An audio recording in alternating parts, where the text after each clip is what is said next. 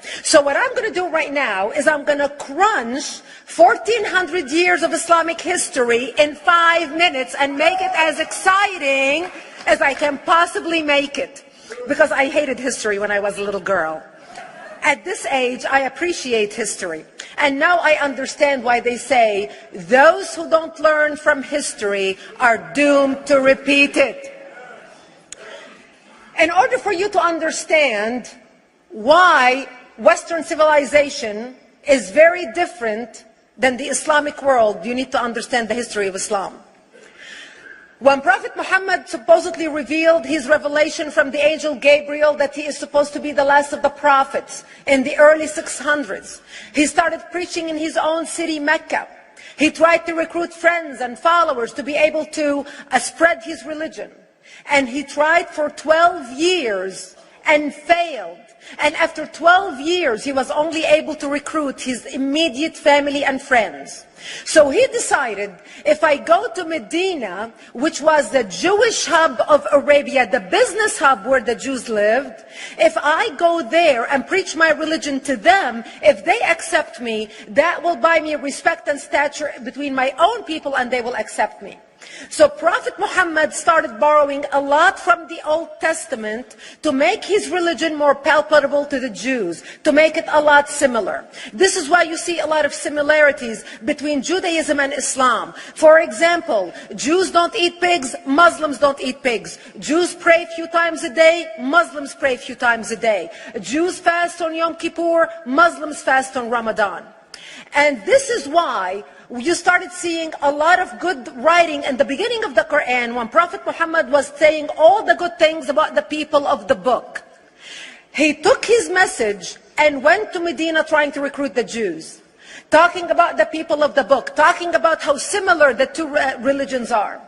When they refused to accept him and follow him as the last of the prophet, that's when he turned against them and started killing them and started expelling them. That's when Islam went from a spiritual movement for the first 12 years of Islam into a political movement cloaked in religion after the year of the Hijrah, after Muhammad went to Medina and the Jews did not accept him. He became a military warrior and declared war on them and started expelling them. Jews and Christians became dhimmi, or second-class citizens. They were only allowed to stay alive and not be killed only by paying the jizya or the protection tax. So they had a choice: convert to Islam, or if you want to stay alive, you have to pay the jizya or protection tax, living as dhimmi in the Islamic nation. Christians and Jews could not ring church bells. Jews could not blow the shofar. Christians could not ring church bells. They could not pray publicly. Christians and Jews could not gather together and build new churches or new temples. And the way they paid the jizya or the protection tax was in a monthly ceremony where they would get together downtown and the Jew would kneel on his knee and hand his goods to the mullah, who would take the goods as the price for buying the protection. And in many areas, Jews and Christians were given necklaces to wear as a receipt that they paid their jizya or their protection tax. Jews considered najis under Islam. Najis is bodily fluid. Najis is garbage. Najis is dogs. Najis is dirty. So Christians and Jews were treated as second-class citizens. Islam continued to grow. As Islam grew, more people became dhimmi or second-class citizens. Jews and Christians were given identifiable clothing. The yellow star, which was given to the Jews that most people think is a German invention. It was actually an Islamic invention in the 9th century in Iraq by the second Khalif al-Mutawakkil of Iraq, who invented the yellow star for the Jews to be identified as they walked down the street. Because Jews were considered najis, if a Muslim man or a Jew walked on the same side of the street, the Jew had to cross the other side so the Muslim man can walk, so he's not dirtied by the filth of the Jew. Christians were given the zunnar, the belt, which most of you men are wearing right now. That was an Islamic invention for the Christians. Islam continued to grow. They went all the way to Jerusalem. They conquered Jerusalem. Christians couldn't ring their church bells in Jerusalem. The Pope in Rome in 1090 told the Christians, how could you sit idly by and allow your brethren to suffer like this in the Holy Land? You need to go liberate the Christians. You need to go help the Christians. That's why the Crusaders were launched. The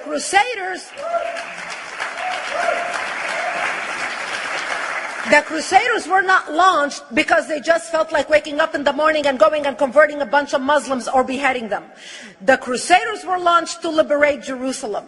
And they were able to liberate Jerusalem for less than 100 years before Salah ad-Din al-Ayyubi, Saladin, took it back, and Jerusalem remained under Islamic control until 1967, when the State of Israel liberated Jerusalem, where Christians, Jews, and Muslims could pray under the same sky.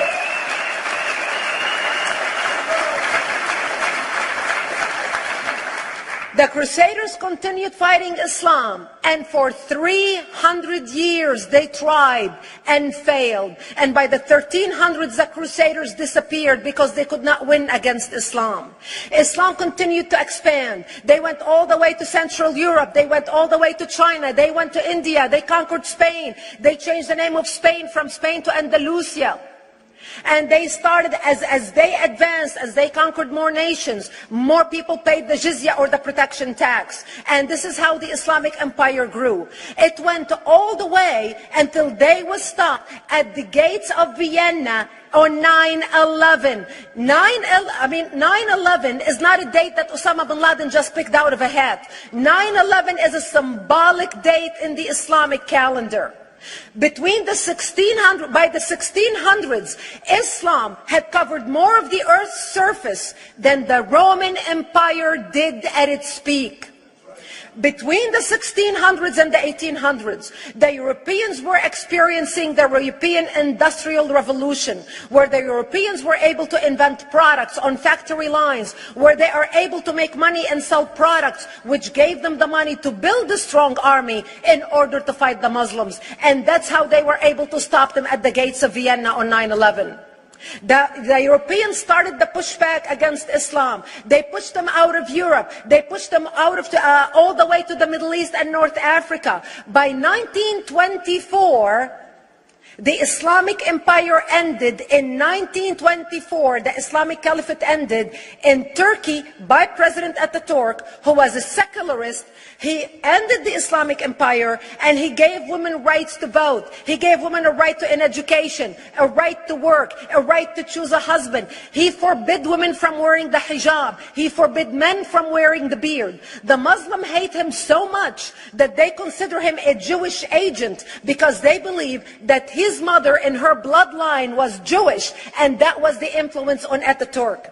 By the time the Islamic Empire, or the Islamic Caliphate, or the Islamic State ended in 1924, the Islamic Caliphate had existed for 1400 years, and it ended less than 100 years ago. By the time the Islamic Caliphate ended in 1924, 270 million people around the world were killed by Islam. 270 million. And we didn't have weapons of mass destruction, and there was nuclear weapons. All of these people were killed, butchered by the sword. The people in the world, less than 100 years ago, how many people knew this history? Please raise your hand.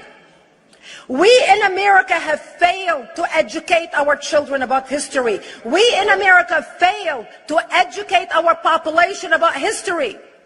Our children in high school, you take any 17, 16-year-old kid, 18-year-old kid, and ask them about World War II. They can't even tell you what happened in World War II. For them, it's ancient history, and we still have our World War II veteran walking among us. That's how little we know of history. Islam ended in 1924, the Caliphate. People thought the Caliphate will never be resurrected. The Caliphate will never come back. But two things happened in the Middle East in the last century that made the Islamists be able to resurrect the Caliphate. Number one is the discovery of oil in Saudi Arabia, which we were able to discover and were stupid enough to allow them to nationalize it. And the number two that happened was Ayatollah Khomeini coming to power in 1979. That gave the Islamists the money and also the spiritual covering in order to explode on the world stage. And people say, oh, well, the Wahhabis exported their Wahhabi radical religion. The Wahhabis are the name of Wahhab. They're not a different sect of Islam. They follow the authentic preaching of Prophet Muhammad, the way Prophet Muhammad lived and practiced his religion. This is why neither you or me or any infidel can step a foot in Mecca, because as far as they're concerned, we are filth. And as infidels, we're not allowed to step a foot, not President Obama and not anybody else. As a matter of fact, Al-Qaeda used to use Saudi Arabia and its success as an excuse to recruit members, as the example to show them how Allah has blessed Saudi Arabia because of the way they adhere to the tenets of Islam. And today we talk about ISIS. ISIS is not a new invention. ISIS resurrected the caliphate that ended less than 100 years ago. Except we are too ignorant and too uninformed to understand what ISIS is doing and why ISIS is succeeding.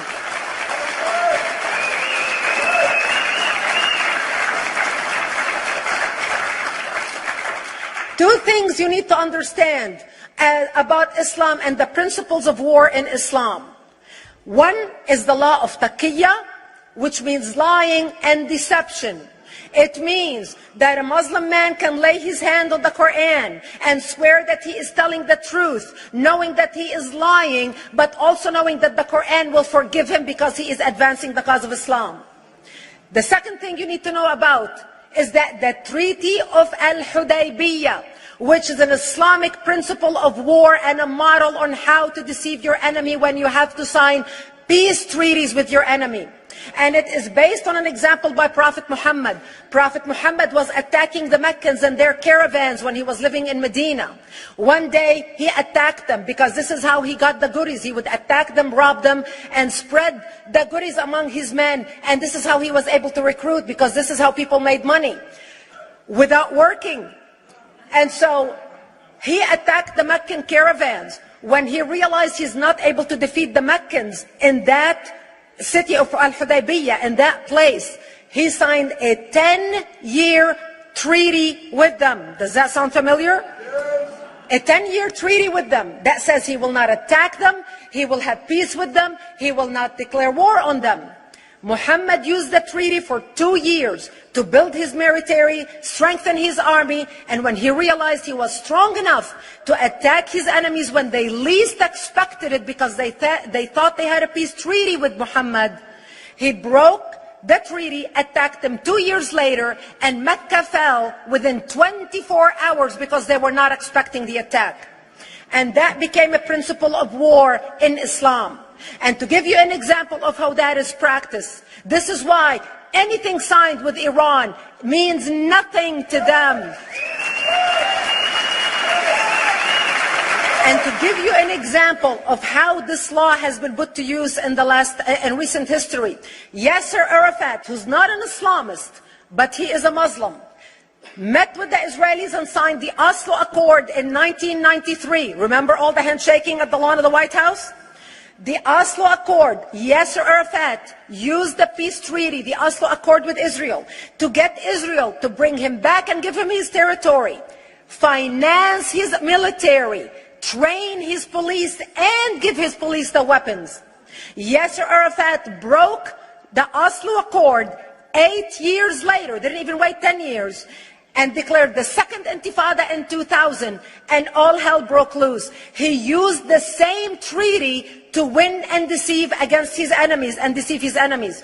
When Jordanian press, after Yasser Arafat signed the Oslo Accord with Israel, and Egyptian press would interview Yasser Arafat, and they would say, how could you sign a peace treaty with the devil?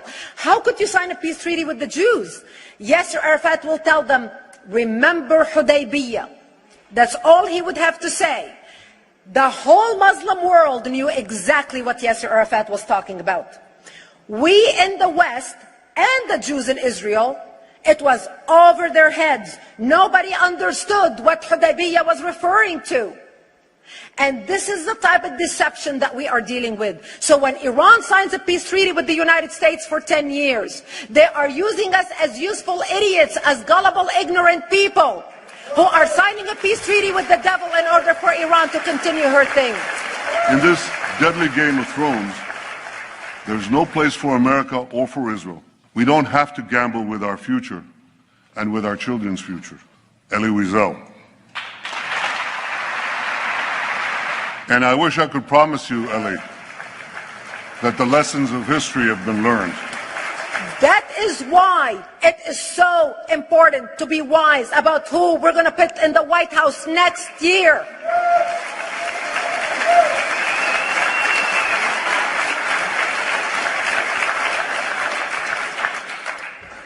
This is why it is very important that whoever we're going to elect next year to office, that the next president be well informed about the history of radical Islam, understand our enemy, understand what ISIS is all about, understand what their end goal is. And this is exactly, people are wondering how come ISIS is having such success recruiting people from all over the world. They exploded all over the world.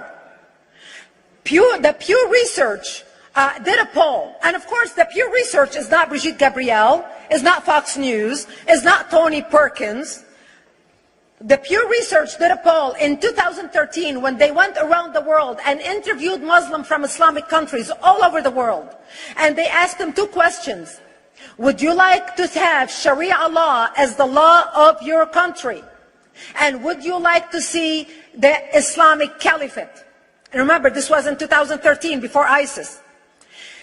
The 5 top countries in the world, in the Islamic world, the 5 top Islamic countries: Indonesia, 204 million Muslims; Indonesia, Afghanistan, Indonesia, Pakistan, Egypt, Nigeria, and Bangladesh. 77% of Muslims interviewed in these Islamic countries, 77% want the establishment of Sharia law and want the establishment of an Islamic state. That means 77% of the world, quote, moderate Muslims agree with the establishment of ISIS and what ISIS is doing.